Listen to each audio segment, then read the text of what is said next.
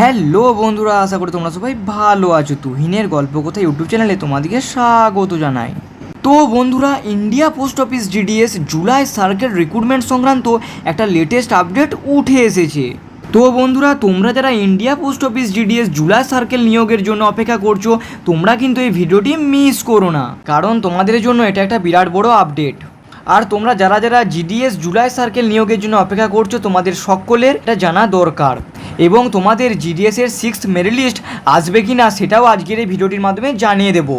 তো বন্ধুরা, আজকের এই লেটেস্ট আপডেটটি কী হতে চলেছে এবং তোমাদের জিডিএসের 6th মেরিট লিস্ট আসবে কি না, সমস্ত ডিটেলসটা আজকের একটি ভিডিওর মাধ্যমে তোমাদেরকে ক্লিয়ারভাবে জানিয়ে দেবো। তো তার আগে বন্ধুরা, এখনও পর্যন্ত যারা নতুন আছো চ্যানেলটাকে সাবস্ক্রাইব করো নি, জিডিএস সংক্রান্ত পোস্ট লেটেস্ট আপডেট সব থেকে আগে পাওয়ার জন্য চ্যানেলটাকে সাবস্ক্রাইব করে দাও। আর পাশে থাকা বেল আইকনটিকে অবশ্যই প্রেস করে দাও, যাতে জিডিএস সংক্রান্ত কোনো লেটেস্ট আপডেট আমি ছাড়লে তোমার মোবাইল নোটিফিকেশন মাধ্যমে সবার আগে পৌঁছে যায়। তো বন্ধুরা, তোমরা সকলেই জানো যে 2025 সালে জানুয়ারি মাস নাগাদ শিডিউল 1 নামে জিডিএস একটি নিয়োগ জারি করে এবং সেখানে শূন্যপদ ছিল 21,413 এবং সেই নিয়োগের লাস্ট ডেট ছিল 30শে জুন 2025। তো নোটিফিকেশনে উল্লেখ করে দিয়েছিল যে 30শে জুন 2025-এর পর এই নিয়োগের আর কোনো প্রসেস চালানো হবে না। কিন্তু তোমাদের 30শে জুন 2025 পেরিয়ে যাওয়ার পরেও তোমাদের কিছুদিন আগে কিন্তু জিডিএসের 5th মেরিট লিস্ট জারি করে দিয়েছে।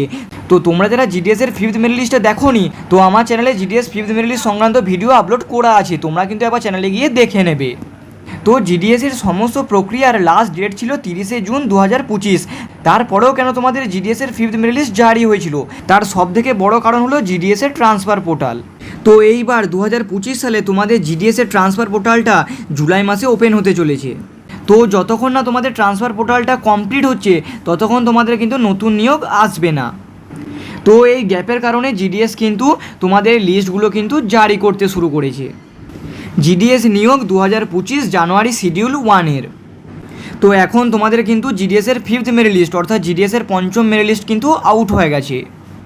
তো যদি বলে রাখি, এরপর তোমাদের জিডিএসের 6th মেরিট লিস্ট আসবে কি না, তো তোমাদের জিডিএসের 6th মেরিট লিস্ট আসারও কিন্তু একটা সম্ভাবনা রয়েছে।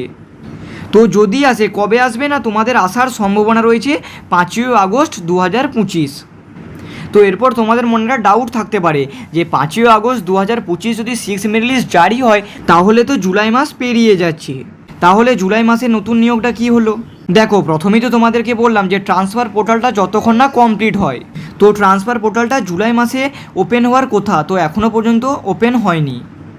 তো এর জন্য তোমাদের জিডিএসের নতুন রিক্রুটমেন্টটা আসতে একটু লেট হতে পারে।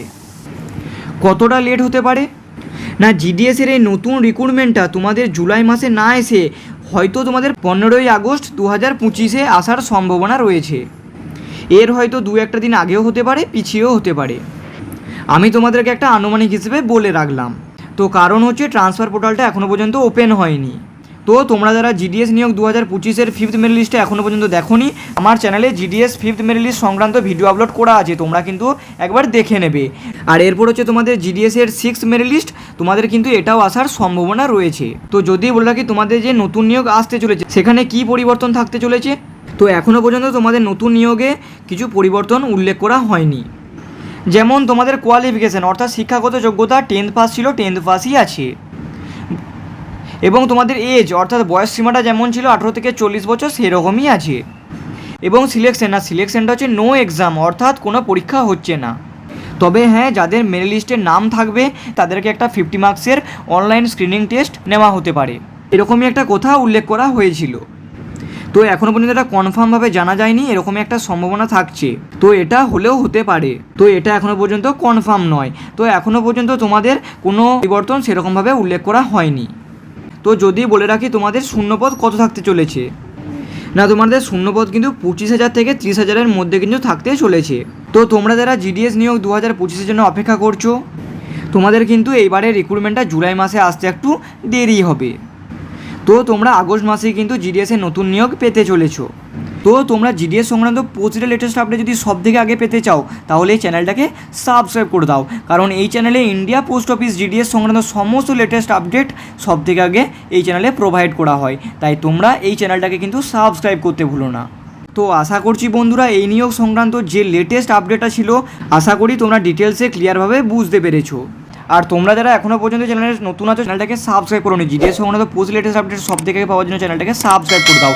আর পাশে থাকা বেল আইকনটিকে অবশ্যই প্রেস করে দাও, যাতে জিডিএস সংক্রান্ত কোনো লেটেস্ট আপডেট আমি চাইলে তোমার মোবাইল নোটিফিকেশন মাধ্যমে সবার আগে পৌঁছে যায়।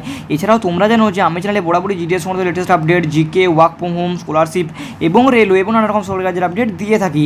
তাই তোমরা এই চ্যানেলটাকে কিন্তু সাবস্ক্রাইব করতে ভুলো না। তো বন্ধুরা, আজকের এই ভিডিওটা কেমন হয়েছে অবশ্যই কমেন্ট করে জানাতে ভুলো না।